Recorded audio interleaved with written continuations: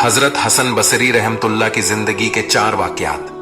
हजरत हसन बसरी रहमतुल्लाह फरमाते हैं कि मुझे मेरी जिंदगी में 4 वाकयात बहुत अजीब लगे। तो लोगों ने पूछा, हजरत वो कौन से वाकयात हैं? आपने फरमाया, पहला वाकया, हसन अल बसरी रहमतुल्लाह एक नौजवान के हाथ में चिराग था। तो मैंने नौजवान से सवाल किया कि ये रोशनी कहां से आई। तो जैसे ही मैंने ये पूछा कि ये रोशनी कहां से आई, तो उस नौजवान ने फौरन फूंक मारकर चिराग बुझा दिया और कहने लगा, हजरत जहां चली गई वहीं से आई थी। दूसरा वाकया, हसन अल बसरी रहमतुल्लाह एक बार 10-12 साल की एक लड़की आ रही थी। उसकी बात ने मुझे हैरान कर दिया। बारिश हुई थी, मैं मस्जिद जा रहा था और वो बाजार से कोई चीज लेकर आ रही थी। जब जरा मेरे करीब आई तो मैंने कहा कि बच्ची जरा संभल कर कूदम उठाना, कहीं फिसल न जाना।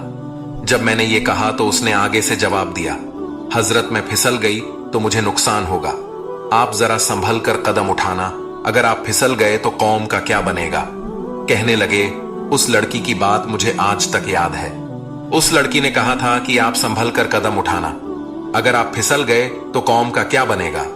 तीसरा वाकया, हसन अल बसरी रहमतुल्लाह। एक बार मैंने एक हिजड़े को देखा।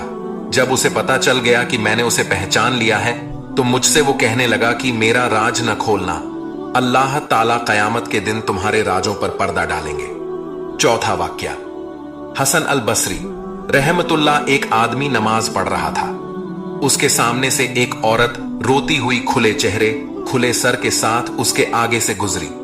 जब उसने सलाम फेरा तो उस औरत पर बड़ा नाराज हुआ कि मैं नमाज पढ़ रहा था, तुझे शर्म नहीं आई, तुझे ध्यान नहीं। नंगे सर खुले चेहरे के साथ मेरे सामने से गुजर गई।